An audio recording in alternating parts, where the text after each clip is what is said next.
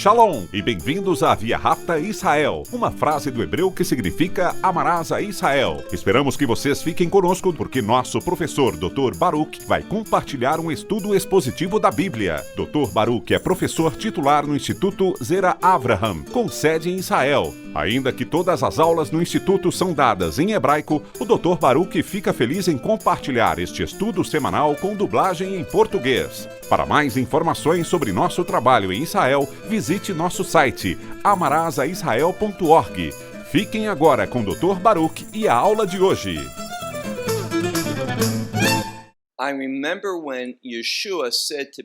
Eu me lembro de quando Yeshua disse a Pedro que ele tinha um problema sério,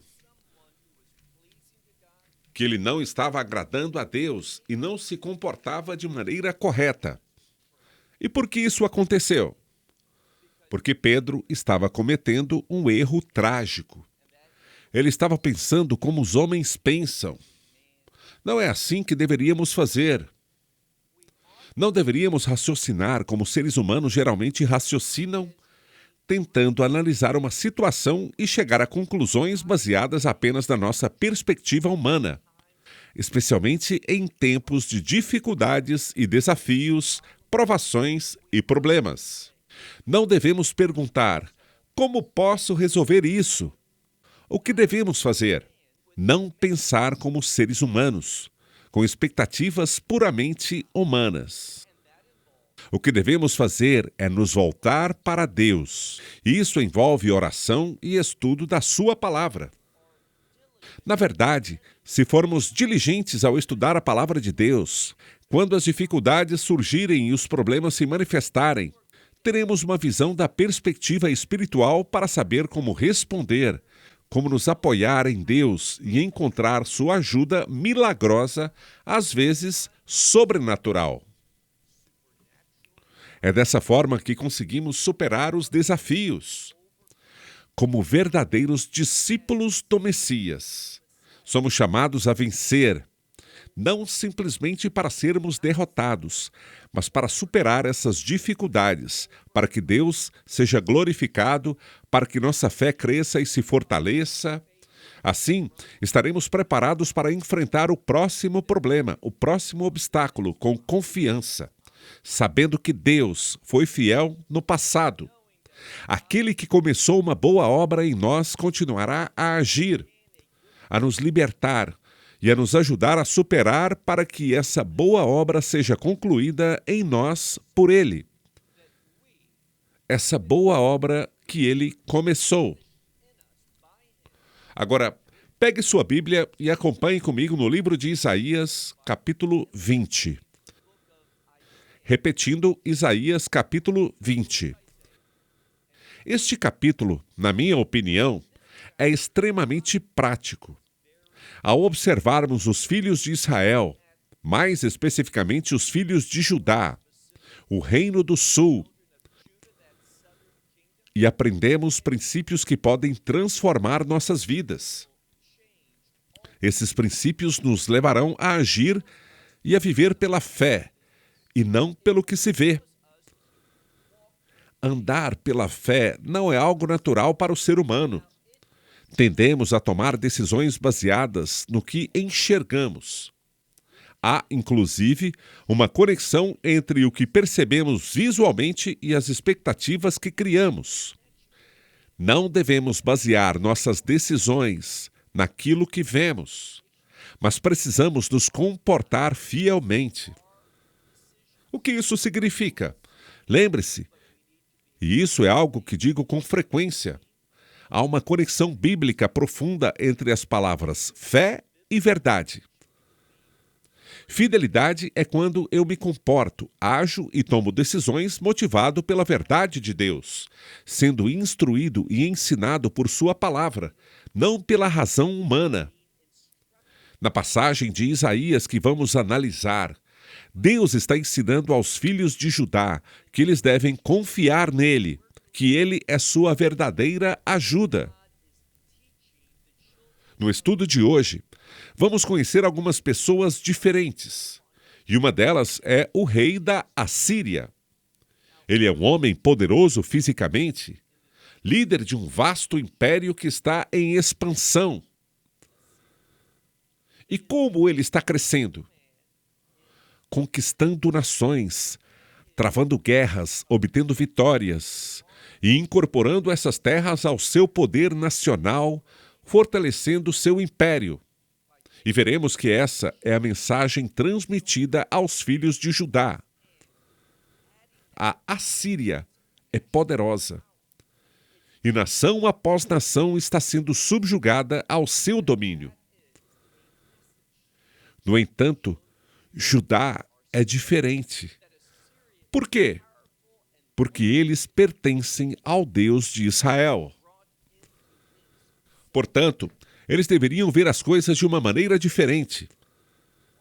Não apenas observar uma nação após a outra sendo subjugada à Assíria, mas deveriam ver que, só porque esse é o resultado natural das coisas, não tem a ver com as nossas expectativas, pois não vivemos pelo que é natural, mas pelo que é sobrenatural, pela verdade de Deus, que nos faz vencedores no Messias. Agora, vamos começar a analisar o versículo 1, capítulo 20, onde diz: no ano em que Tartã chegou a Asdod. O termo Tartã aqui não é o nome, mas um título dado ao líder militar, não ao rei, mas ao general supremo do Império Assírio. Independentemente do nome pessoal deste indivíduo, ele era chamado de Tartã. Ele estava indo para um lugar que conheço muito bem, pois moro lá, a cidade chamada Asdod. Naquela época, Asdod era uma cidade filisteia. É importante lembrar que os filisteus eram inimigos do rei Davi. Muitas vezes, em suas batalhas, Davi saía vitorioso contra eles. No entanto, aqui está a mensagem. Há aqueles em Judá que não confiavam em Deus, mas no homem. Assim, este homem está sendo usado como um exemplo. O líder militar, sob o comando do rei da Assíria, veio a Asdod. E veio por quê? Diz o texto: Sargão, rei da Assíria, o enviou. E Tartã, esse líder militar, guerreou contra Asdod e a tomou. No versículo 2, vemos que Asdod, uma cidade filisteia, uma das 5 principais cidades, foi tomada. E isso foi feito para servir como uma ferramenta de ensino da parte de Deus para Judá. Eles precisavam aprender algo importante. E o que era isso? No versículo 2 está escrito: naquele tempo o Senhor falou. Literalmente o texto diz: Beyat Yeshi Yahu Ven Amots Sem. Por Isaías, o profeta, filho de Amós. Mas note o que está escrito. Naquela época, o Senhor falou Beyad, ou seja, pela mão. Essa expressão pela mão refere-se ao fato de que o profeta Isaías estava sob a autoridade de Deus. Assim, Isaías falou com a autoridade que recebeu do Senhor. Isso nos ensina que tudo o que ele transmitiu é revelação divina.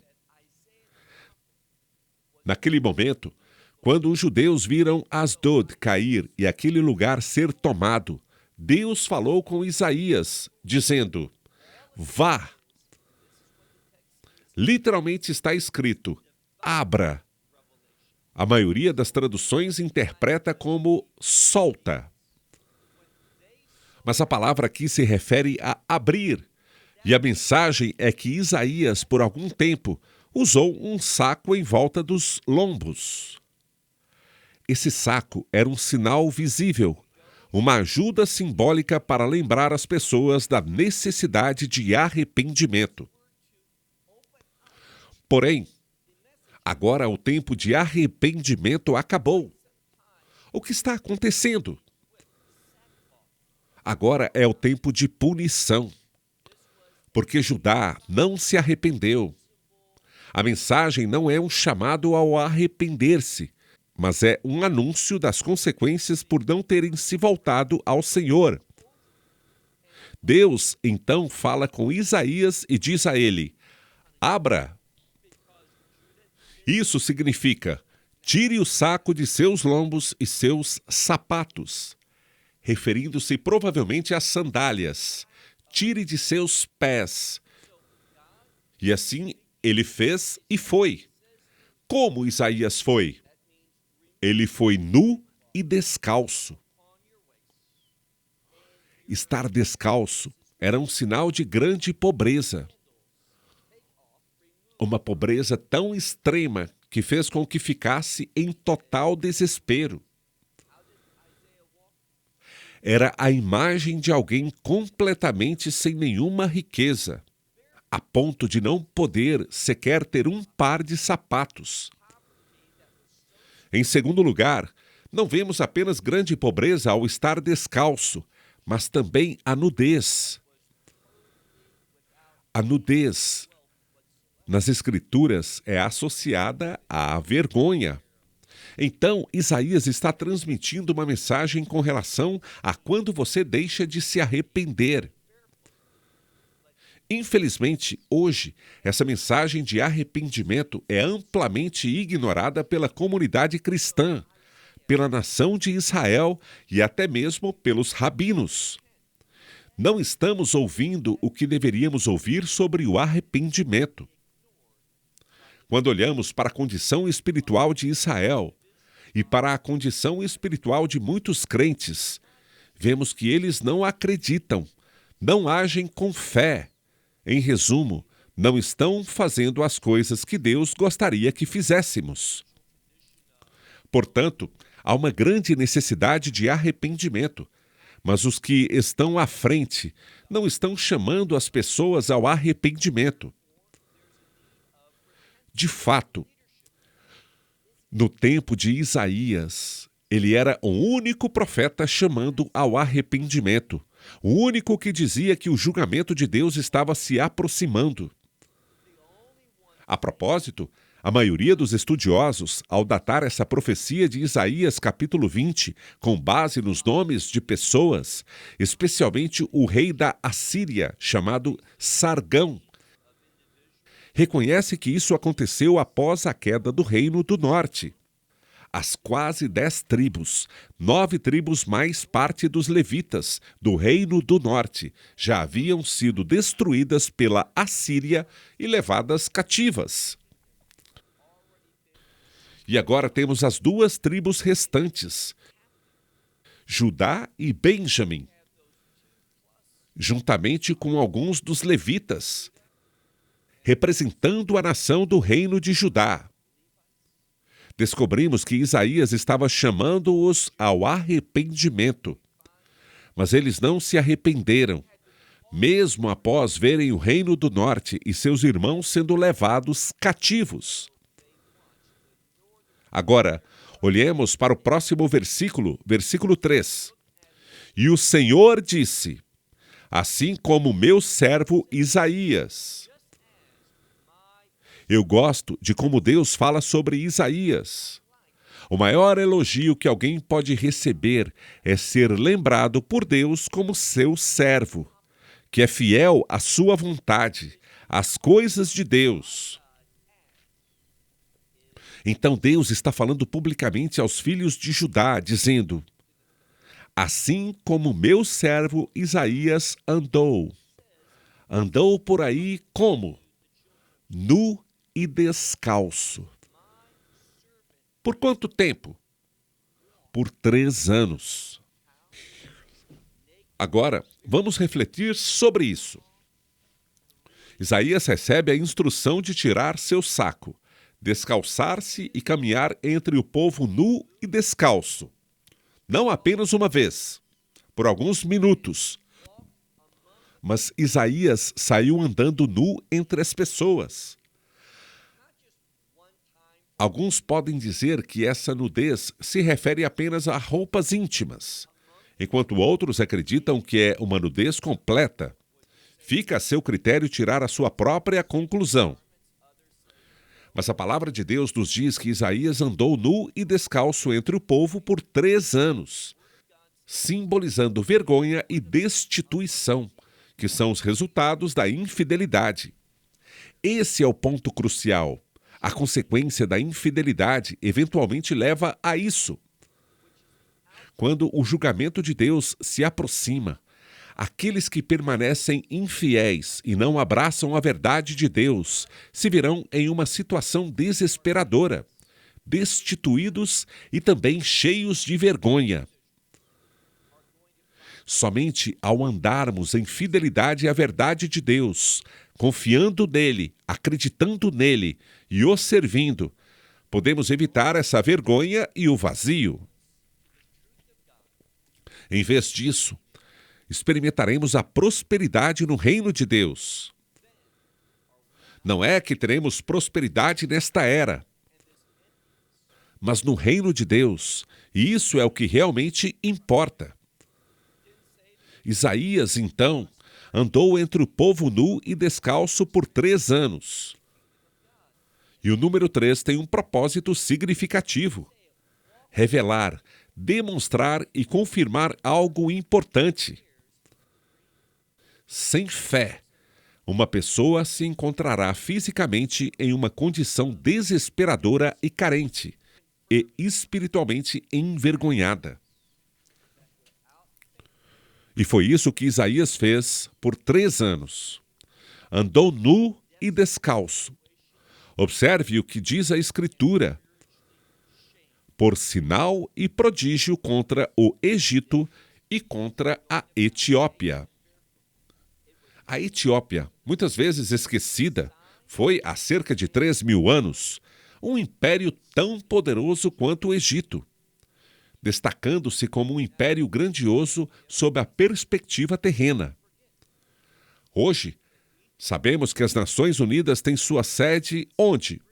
Em Nova York, a capital financeira do mundo. É interessante observar que também existe a Organização das Nações Unidas Africanas, uma entidade que busca unir a África de maneira similar ao que as Nações Unidas fazem com o restante do mundo. Embora a África seja parte das Nações Unidas, existe uma versão africana dessa união. E onde fica a sua sede? Na Etiópia, em Addis Abeba. Isso demonstra como a Etiópia tem uma história grandiosa e, de muitas maneiras, está crescendo e recuperando a proeminência que teve no passado. A proeminência da Etiópia há 3.000 anos. No Egito, levou muitas pessoas a confiarem nesses 2 impérios, formando alianças com eles na esperança de que, em caso de ataque, pudessem contar com sua ajuda. Essas alianças, baseadas no poder humano da Etiópia e do Egito, eram vistas como uma substituição à confiança de Deus. Sabemos, por exemplo, que até mesmo o rei Salomão fez alianças políticas semelhantes. Em vez de confiar inteiramente em Deus, no versículo 4 está escrito: assim o rei da Assíria conduzirá ao cativeiro do Egito e os exilados da Etiópia, tanto jovens quanto velhos. E eles estarão nus e descalços, com suas nádegas expostas. Em seguida, a palavra se refere à nudez, ou talvez a um sinônimo, mas que as pessoas compreendem como vergonha, para a vergonha do Egito. O texto reflete que aqueles que confiavam, talvez em Asdod, os filisteus, eles confiaram no Egito e na Etiópia, formando alianças, acreditando que, caso fossem atacados, esses 2 impérios, Egito e Etiópia, viriam em seu auxílio. No entanto, Confiaram no Egito e na Etiópia, mas, de fato, eles não vieram. O que aconteceu? Sabemos que o rei da Assíria, o que ele fez? Ele levou os egípcios como prisioneiros, fez os cativos do Egito e levou os exilados da Etiópia. E essas pessoas, tanto moços como velhos, ficaram nus e descalços. Preste atenção. O que a Escritura está nos ensinando? Que a Assíria, ao conquistar uma nação, despojava o povo. E todos os estudiosos concordam nesse ponto. Eles os despiriam e os forçariam a andar descalços. Por quê? Porque é muito mais difícil resistir, lutar, correr ou fazer qualquer coisa sem sapatos e nus. Essa era a tática da Assíria. Isaías, ao andar da mesma forma, se tornava um testemunho vivo. Ele estava mostrando que, se você não confiar em Deus, essa será a sua experiência. É isso que você vai passar. E foi exatamente isso o que aconteceu com Asdod, os filisteus. Agora veja o versículo 5. E eles ficam temerosos e envergonhados por causa da Etiópia, sua esperança. Essa pequena palavra, mapat, que significa olhar, revela que o que está sendo dito é sobre os filhos de Judá, que confiaram no Egito e na Etiópia, esperando que, caso algo acontecesse a eles, esses impérios viriam em seu auxílio. Mas agora, eles se sentem envergonhados, pois sua expectativa era de que o Egito os ajudaria. Mas como vemos, o Egito e a Etiópia não puderam cumprir esta promessa. O que aconteceu? Eles não existem mais, estão cativos, estão no exílio. Agora, eles dizem que estão consternados. Estão confusos, sem saber para onde ou o que olhar. Eles estão envergonhados por causa da Etiópia, sua esperança, e por causa do Egito, sua glória. Eles acreditavam que, ao firmar esta aliança política com a Etiópia e Egito, estariam protegidos de qualquer ataque. Mas o que acontece agora? O Egito e a Etiópia caíram, assim como um lugar bem próximo a eles, Asdod. Observe o que diz o nosso último versículo, o versículo 6. Os habitantes, os que moram nesta ilha. Asdod fica à beira do Mediterrâneo, ao longo da costa. A palavra hebraica usada aqui é que significa ilha. Embora muitos tradutores em inglês interpretam como um território, uma região ou um país, o ponto principal é que se trata de uma ilha. Por quê? Porque Asdod estava cercada tanto por Judá quanto pelo Mediterrâneo, sem possibilidade de fuga. Eles eram, na verdade, uma ilha isolada. E, portanto, observe o que diz o versículo 6. Os moradores, os habitantes desta região, os habitantes desta ilha dirão naquele dia. A que se refere a expressão naquele dia? Ao dia do juízo. Eis que assim nós olhamos. Ou seja, assim é a nossa expectativa. A palavra hebraica usada aqui é mapat, que significa procurando por algo. Mas neste contexto, refere-se a olhar com expectativa. Assim eles dirão: naquele dia nós olhamos. A implicação é para onde podemos fugir em busca de ajuda e para nos livrarmos do rei da Assíria. Eles olharam para quem? Para o Egito e a Etiópia. Mas eles não existem mais. Estão em cativeiro, exilados, derrotados. Caminharam, desfilaram nus e descalços. Eles vivem em miséria e vergonha. Portanto, Asdod está sozinha, sem ninguém para ajudá-la, sem ter para onde fugir. E essa é uma mensagem direcionada a quem?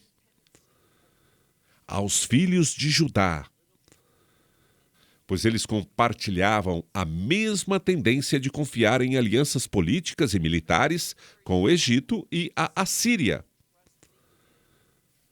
A mensagem é clara. Pare de confiar em tratados. Pare de confiar em acordos de paz feitos pelos homens. Confie em Deus e faça o que Ele te chama a fazer.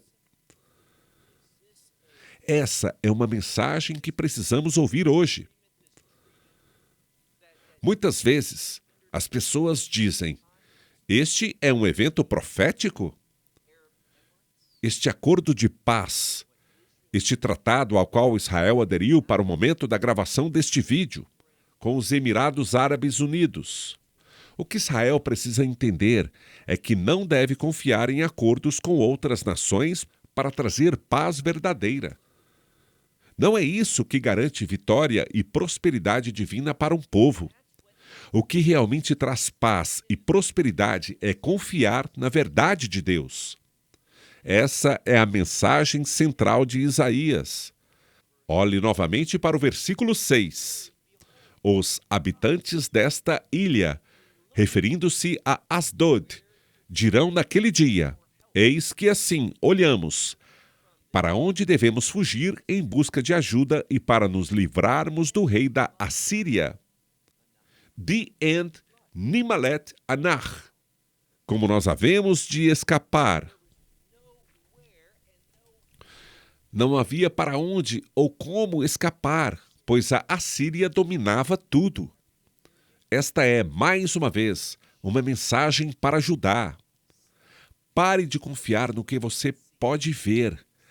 Pare de buscar ajuda em recursos físicos. Confie na palavra de Deus. Faça da verdade das Escrituras a base da sua vida. Ande pela fé e não pelo que vê. A mensagem não é difícil de entender, mas a verdadeira questão é: vamos aceitar esta verdade e agir conforme a palavra de Deus, ou vamos ser infiéis, confiando em recursos temporais em vez de na revelação espiritual divina? Esta é uma decisão que cada pessoa deve tomar. Shalom, desde Israel.